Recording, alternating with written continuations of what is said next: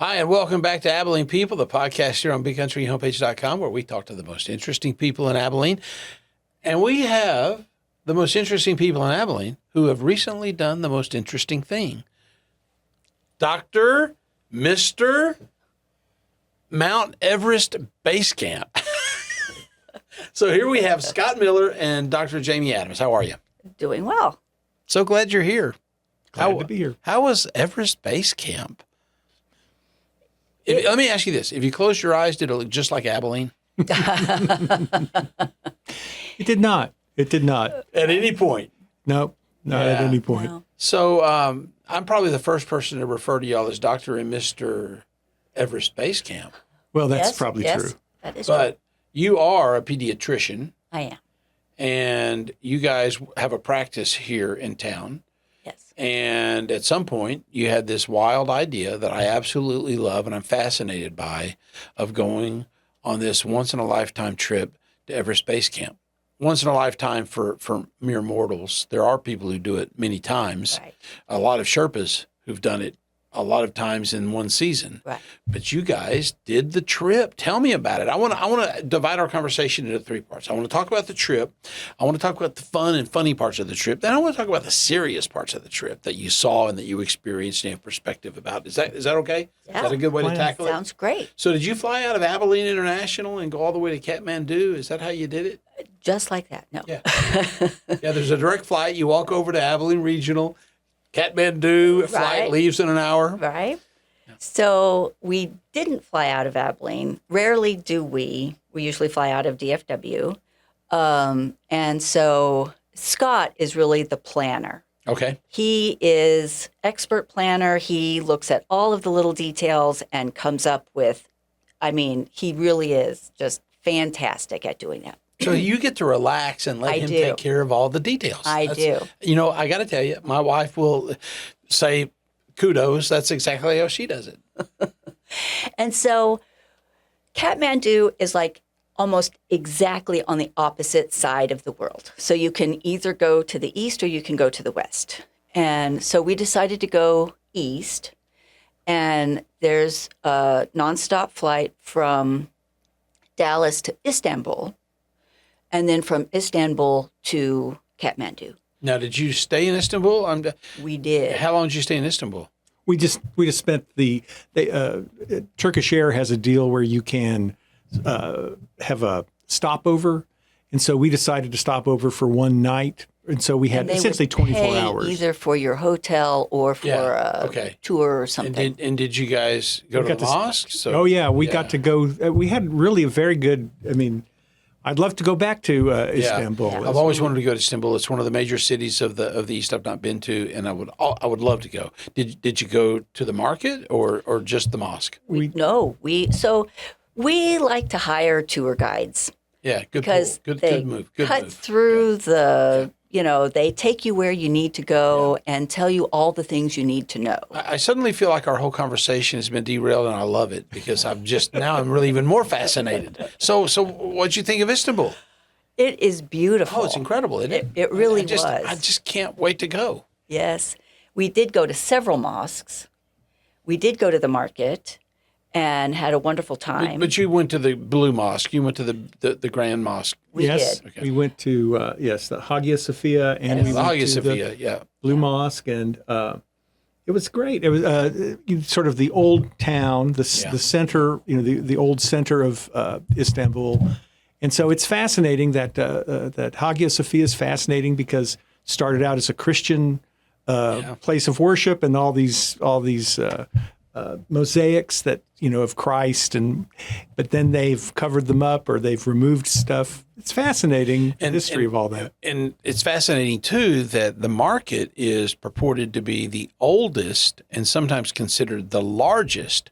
And I learned the hard way. Don't ask somebody when you're in the market in Cairo if it is the oldest or the largest, or doesn't that honor belong to Istanbul? Because now you're off and running. Yeah. So you enjoyed Istanbul. We did. And we crossed the Bosphorus and went to the eastern side. So that was our first dip of our toe into Asia. We've never Asia. been to Asia Yeah. before. And of course, you know, you can go Asia and Europe in Istanbul. Yeah. So You're fascinating. both. You're in both. Well, we'll move on quickly to the trip to Everest. But when you said dipped our toe, I just have to ask you: did you do a Turkish bath?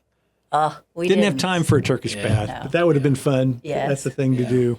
But Yeah, for sure. Okay, so you leave Istanbul, Yes. and then you've got a relatively short trek over to Kathmandu. It's almost exactly the same length. Well, no, it was more like 8 hours. it's like 8 hours from Istanbul to Kathmandu. Kathmandu, yeah. So after that trip, you're in Kathmandu how long? Before you say we're going to go on our trek to Everest Base Camp. It was just a couple of 24 days, I think. hours, maybe, Yeah, maybe. or We 48? part of because she's still an active pediatrician, she didn't want to spend a lot of time I have call partners, She has to and I worry- need to respect their time too. so she has to make sure So that we could only be gone for 2 weeks, 14 days. and typically it takes about 12 days to 14 days to hike up to Everest Base Camp and come back. Hike back. And she didn't want to take that much time. And so we found a tour company that was able to get us to fly us from Kathmandu to Lukla. And then actually, once we got to Everest Base Camp, we were greeted by a helicopter that then took us back to Kathmandu. Oh, great plan. No, it's And a so great we plan. didn't have to Yeah. didn't have to hike back. No, but we it's didn't have a lot of we didn't build in a lot of extra time. No, we Yeah. didn't. Well, that's a great time saver, and it also is a great saver on the knees. That would be my physical. Yeah. And we'll get to some of the concerns like that here in a minute, but that would be my concern, my personal concern. And okay, so you get to the little tiny airport, but you helicoptered there from Kathmandu. Right. Real quick, in Kathmandu, did you go to Thamel? We did. Oh my goodness, what did you think of Thamel? I'm just curious. So it's so fascinating with our Western sensibilities and then shopping in an Eastern market. Yeah. Their shops are not even as big as this room that we're sitting in right now. And it could be a whole restaurant, We went on a street food tour. And so they had their little wok and their little flame right there, and they're cooking it up and just handing it to us on paper. And it was fascinating. And then when you did walk into a shop, it was so packed from floor to ceiling. There's no storage anywhere. The store is the storage. And it is packed. Packed. Yeah. Packed. Yeah. And I got a kick out of watching the storekeep dive into goods knowing he had what you were looking for, but it was, seemingly 60 feet back in. That's not even, the store's not that big, but he goes way back into this area looking through all of his merchandise, and then he emerges with what he is going to sell you. Right. It's a fascinating experience. Right. So, okay, that and for anyone who doesn't know, Thamel is that uber crowded area that you see in any movie about Kathmandu or Everest, where all the tourists go. And I was taken aback by the web of wires across the road. Did you guys see that? I had to take pictures of those. Yeah, Had to Yes, take we so many did. pictures of those. Yeah, It's just crazy. amazing. Yeah. How does that guy ever figure out how to fix anything if something breaks? Just add another wire, I guess. Yeah. Right? And as we were in one restaurant, we were sitting there and the power went out. And then after about 10 or 15 minutes, it came back on. It's like, Yeah. that has to be because of that Yeah. rat's nest of wires, Yeah. Yeah. Yeah, for sure. And when I was fortunate enough to go, I stayed in a hotel right there, and so that was an interesting experience. Okay, so you helicopter to Lukla. Lukla. I always want to say Lakla, but it's Lukla, and that is very famous because it's an airport in the mountains with a short runway, and landing there in a winged aircraft is an experience that will make you appreciate your faith and prayer life. Right. But you went there by helicopter. Yeah. And so again, I'm just so jealous. That's so fascinating. Then tell us what happened. Give us the nickel tour. You get off the helicopter, and what do? We immediately get our gear and start walking. Yeah. We just said, okay, let's go. Yeah. All right, we'll go. And you knew the way to go because you had a guide. We did have a guide. Which is so smart. But there are people who don't have a guide. I wonder how they know. Does somebody point them the way? Well, there are maps. And even though there are not roads, I mean, the trails or pathways that we were taking, those are the highways. Yeah. Those are the ways that these people travel from village to village. And so it's not like you're out in the wilderness, going from tree to tree. It's a well-worn, paved, right. well-worn path, a well-walked path. Yes. And when we say walked, I want to note, you saw human beings on it. You saw horses on it. Yes. You saw dogs on it. Oh, you saw yaks on it. Yes. Am I missing anything? Mules. Yes. Okay. So Yes. donkeys. And, So down lower, there were mostly mule trains, and they pack stuff up and then they pack stuff back out. And so if they're coming down, usually they had like propane tanks strapped to their backs that they're coming down. And a train would be about, 14? I don't know if it'd be 20, but about 14 mules coming down. And they had bells on them, so you hear them and you need to get out of the way because they are not stopping for you. Yeah, well, and that is a serious safety concern because if you're clueless or you're just obtuse and you don't get out of the way, the path is only so wide. Right, it is. I mean, getting out of the way, what do? Just kind of get up against the side of the mountain because the other side of the path may not be so inviting, right? Right. Yeah, it depends on where you are on the trail, I guess. Right. But yeah, you can step up out of the way. And one of you had an encounter like a little bit like that on one of the mini suspension bridges. I did. Yeah, that was Scott. That you go over, right? How did that work? I did. And so I was right in the middle of a suspension bridge over one of the rivers.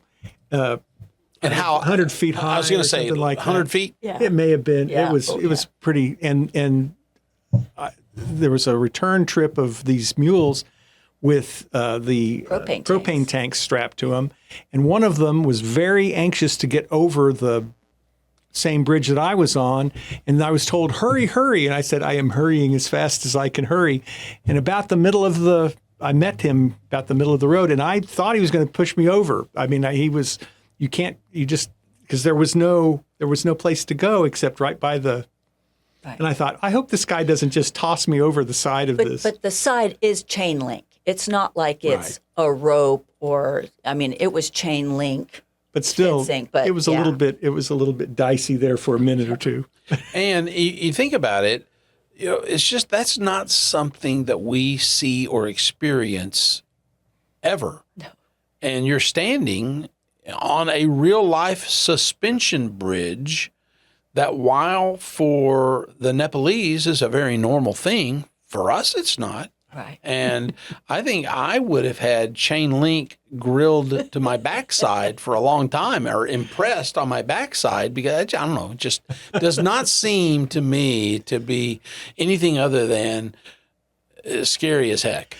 Well, I'll tell you, I am not, as I've gotten older, I have gotten less fond of heights in general. Yeah. And so so I tried not to look down a whole lot while I was on the bridge.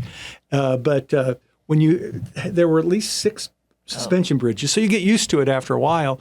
And I had no option. And once you start on this kind of a trek, nobody's going to rescue you. Yeah, there's no sag wagon to pick you up. You just got to keep on going. And so it's like, well, all right, well, I'm going to go. But he really did that thing, just about pushed me over. I wanted to ask you about that. Did you guys have with you a GPS locator or a satellite phone, or how did that happen? Because I would be concerned that I'm going to fall and break my leg and be stuck. Well, so we did have a guide, and I'm sure he did have those things.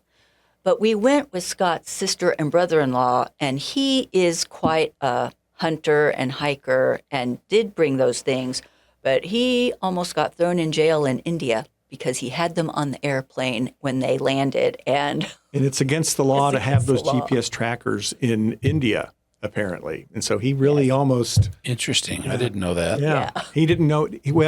He didn't know it either, and he should have read the fine print. He found it out the hard way. Right. Yeah.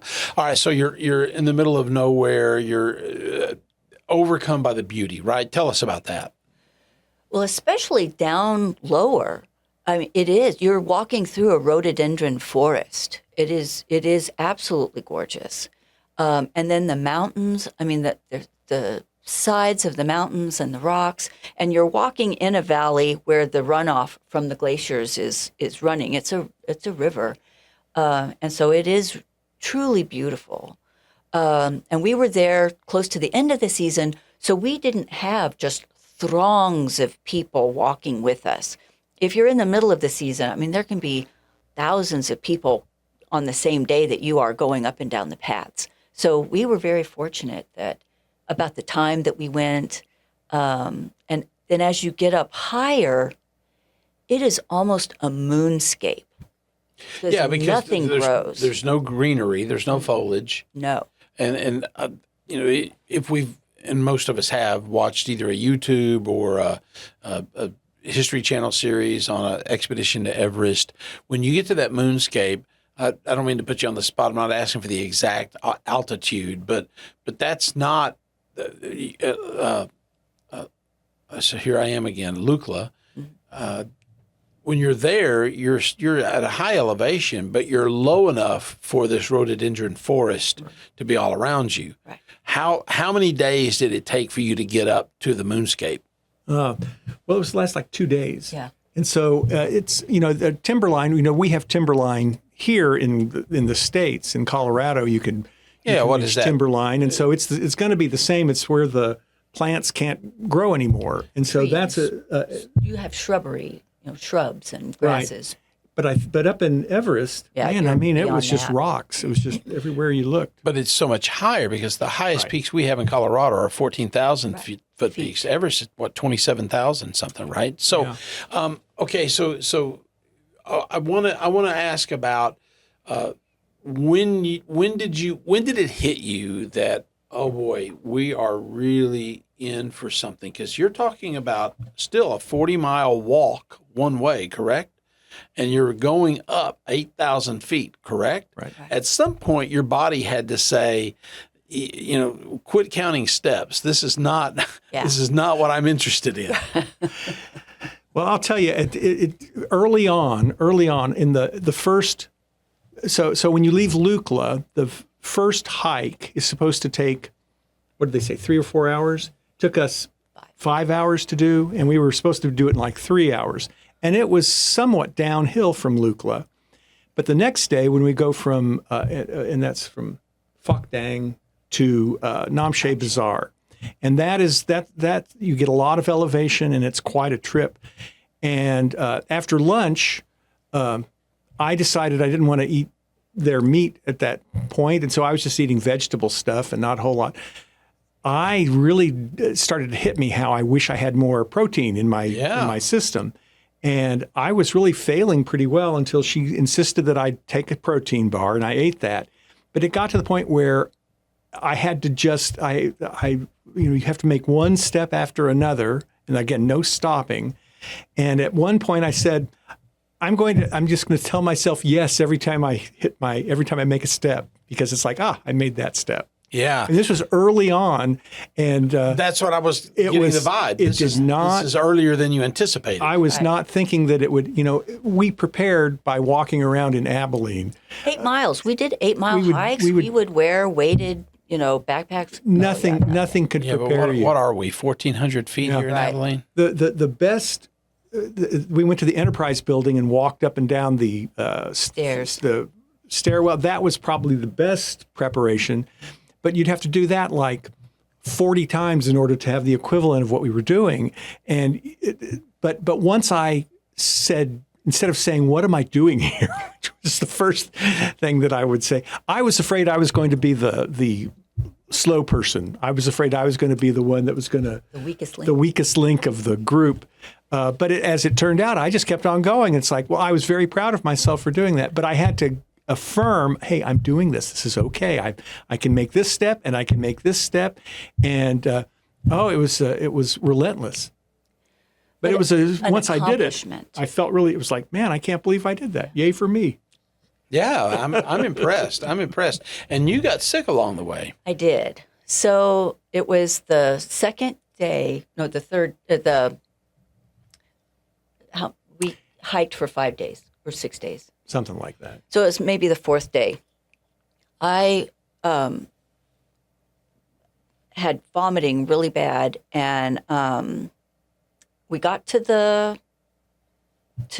tea house, and I went and laid down, and our guide came and put the pulse ox on my finger, and it read 46, and I said, there is no way my oxygen is 46. Pick another finger.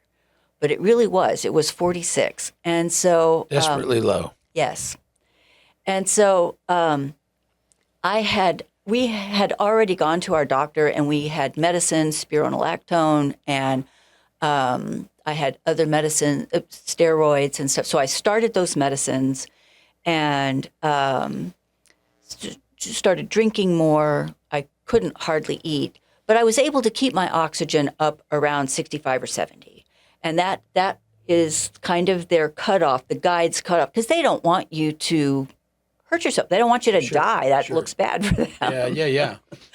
And so, but I couldn't hike with an oxygen like that. And so the last 2 days, I did it actually on horseback. And how was that? I mean, that had to be a relief in a way, but not the most comfortable way to go up a mountain. So again, we're not talking paths, and we're certainly not talking flat. I mean, it's still up and down and huge rocks.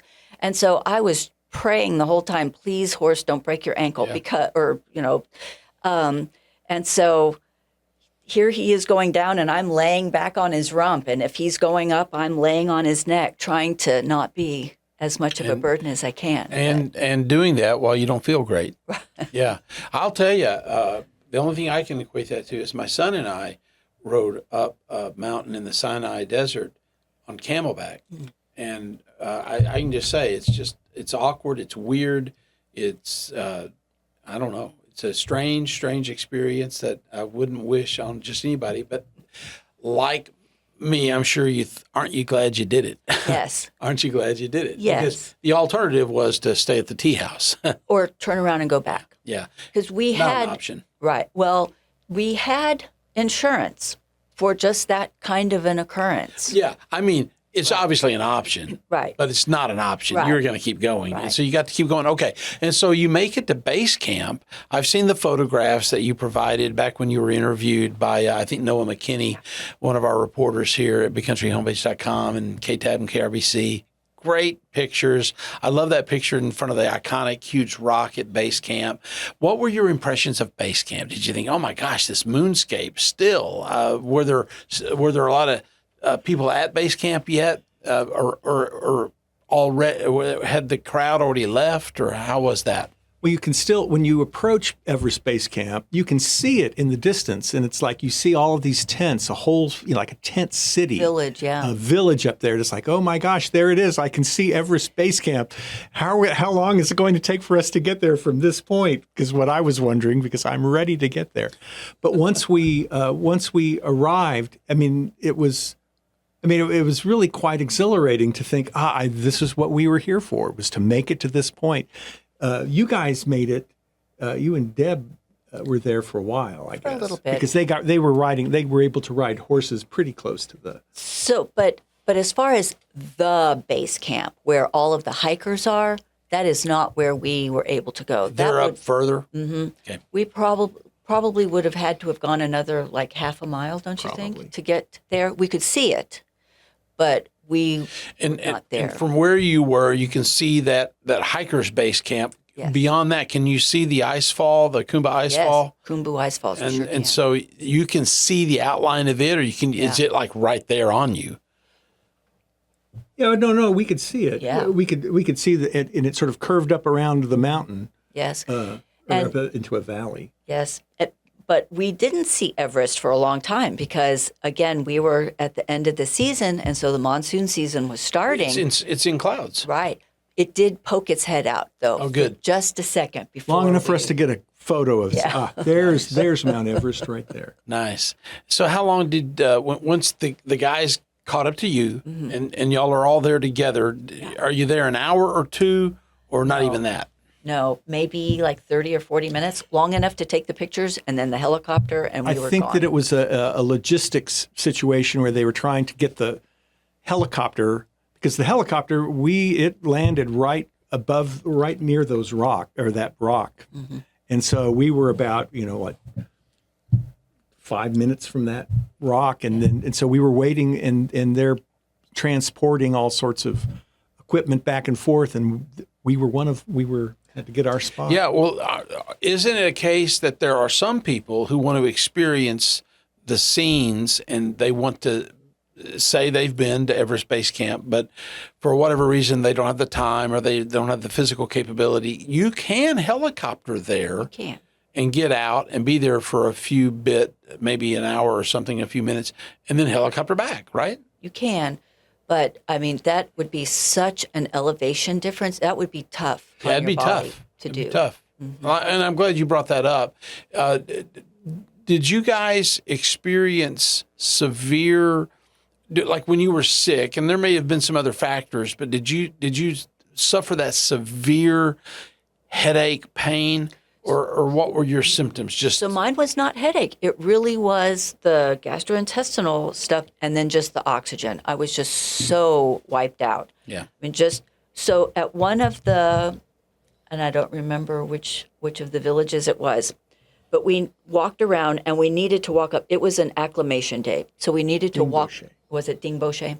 So we had to walk up or hike up a certain amount to help us acclimate for the next day whenever we needed to hike up higher.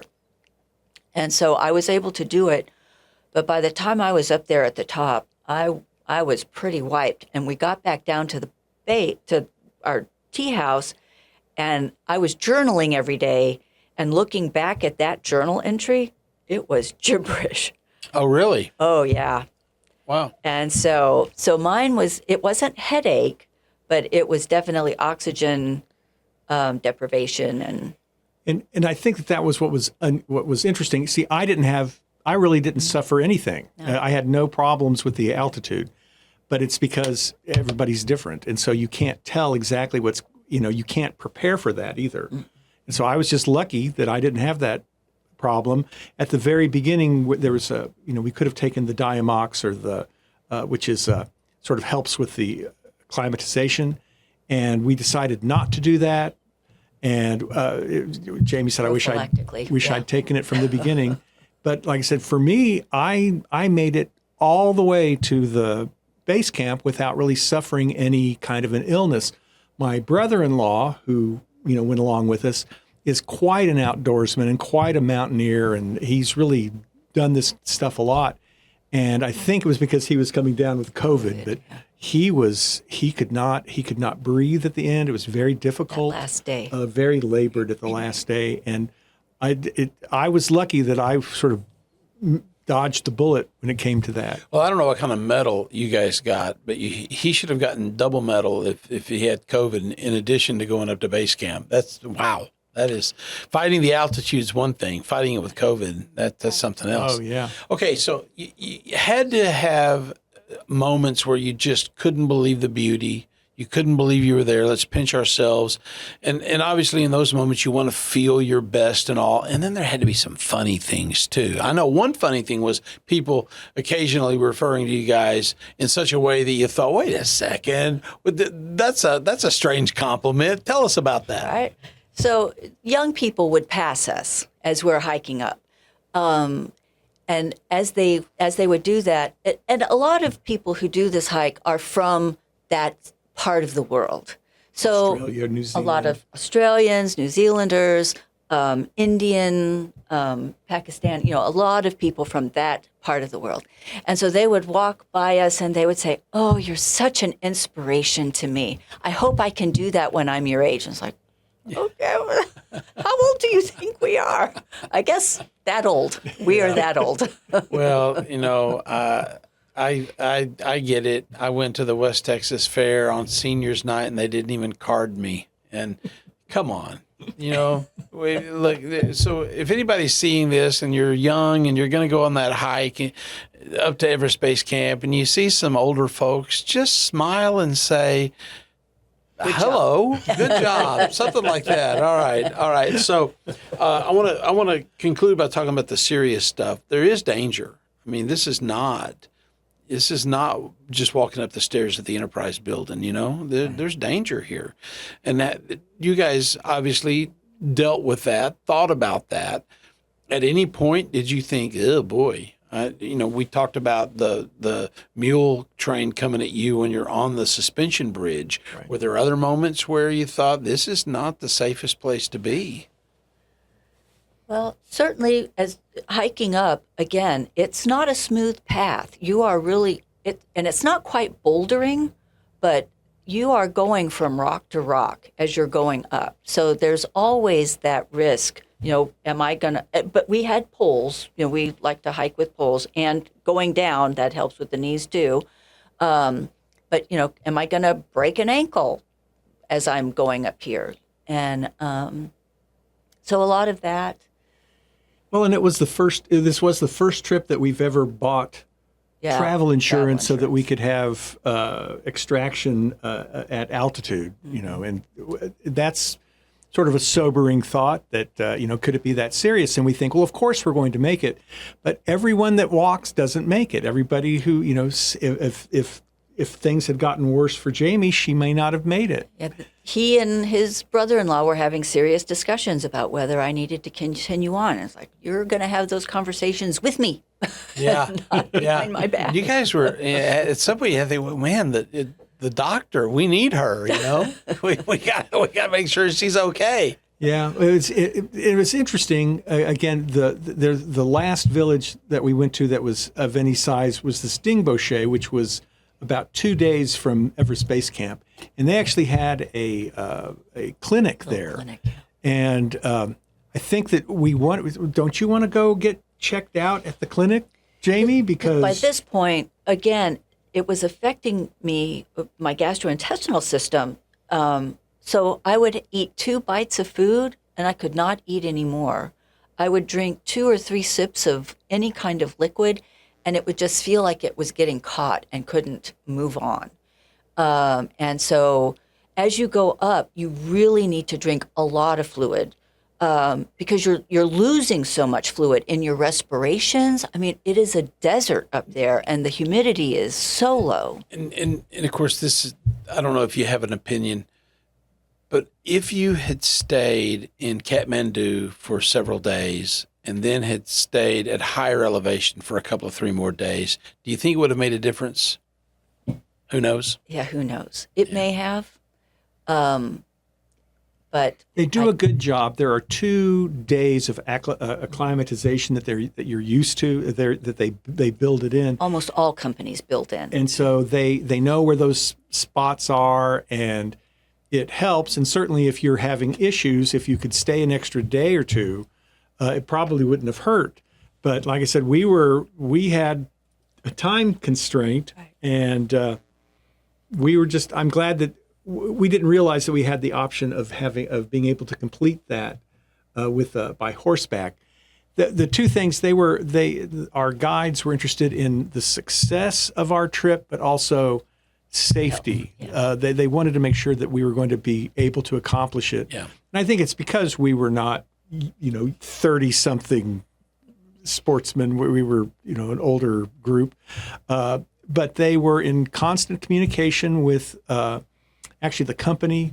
And he'd had enough experience, and I think that he'd seen enough people with altitude sickness that he realized that she was not quite, that he really wanted us to be successful, but he wanted us to be safe. Yeah. And so the option of her being able to take a horse would allow her to complete the journey without the danger of really hurting herself. And it was nice to have that. But I've never been in a trip where it's like, oh my gosh, what would happen if she really did get sick? Yeah. And would I be able to go back without, right. What exactly is going to happen? So it's interesting. When we first got back, people would say, how was your trip? And, you want to say, it was so much fun. But this is not that kind of trip. Yeah. This was an adventure. Yeah. This is and everything that entails. Yeah. Yeah. Well, and this is we use phrases like, well, it's a real experience.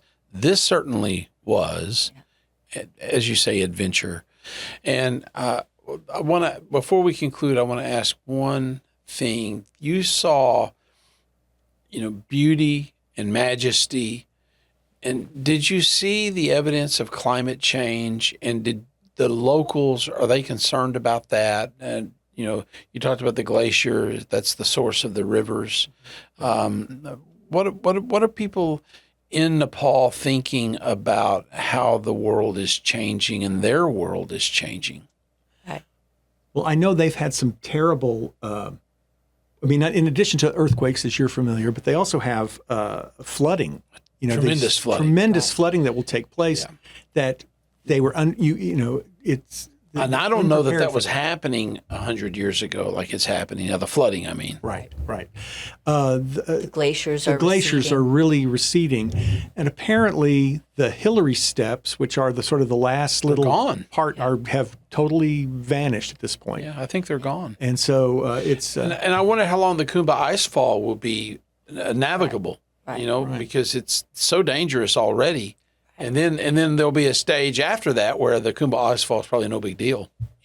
Things are going to change, and some of that is obviously beyond human cause or control, I'm sure. But a lot of that is, we can't help but notice in the documentaries and the news the trashing of Everest. Did you see any evidence of that and all the trash that is legendary now? We didn't, because we didn't go up that. But I'll tell you, we did see them carting trash down. Yeah, I've seen that. Yeah. And you saw it firsthand. Oh, yeah. Everything that goes up and down either goes up on an animal or the back of a man. And so we would see men coming down with huge bags of trash because there's no place to put it. Yeah. Yeah. I saw this guy come down with a filing cabinet. Did you see that? I know. There was coming down from base camp. I wonder why. Well, they obviously brought it up there for a reason, and then I guess they're done, and so they had to get rid of it. They didn't just leave it up there. So probably one of the companies. Yeah, a company. A tour company. But it was fascinating to see this guy with a filing cabinet on his back, which is... Building supplies going up, plywood, big, huge pieces of plywood on the back of a man going up from village to village. Yeah, and they all have to cross those suspension bridges and make way for yaks and mule trains. That's crazy, isn't it? Well, okay, let's end this way. Thumbs up or thumbs down overall on this trip? Oh, huge thumbs up. Yep. Again. You would recommend it to people? If you're interested in it, right. I mean, it is not a trip for everybody. Yeah. And it's not like going to Europe where it's, kind of the same, but just a little bit different. I mean, it is totally different. And it's a different world. You really do have to prepare yourself to go. It's physically and you have to be, and it's, they say that you need to be physically prepared, but also mentally prepared. And I didn't know if I really understood what that meant until I got there. And so it is certainly worth it if you want to do such a thing. But it is the single most memorable trip that I still will go back and think about that trip and where we've been on that trip. And I really have never had such a sense of accomplishment, having, that I was able to complete this task. And I'm very, happy about that. But it's not for everybody, and it's, and it's not that unique. A lot of people do it, but not our age, and not from Abilene. I was about to say, not a lot of Abilenians. Right. And I keep saying we're going to conclude this way, but one more question does come to mind, which is tough to top this one. But is there another adventure out there you guys have thought about? Well, I mean, we travel every year. And so this next year we're going to Germany. We're going with our son and his girlfriend. And so... Well, I will tell you, I really want to go to Svalbard. Yes, that would be a lot of fun. Just to see the northernmost outpost close to the North Pole. Mm-hmm. I really want to go to Svalbard, which would be interesting. Yes. Well, I hope you get to. I wouldn't bet against it. All right.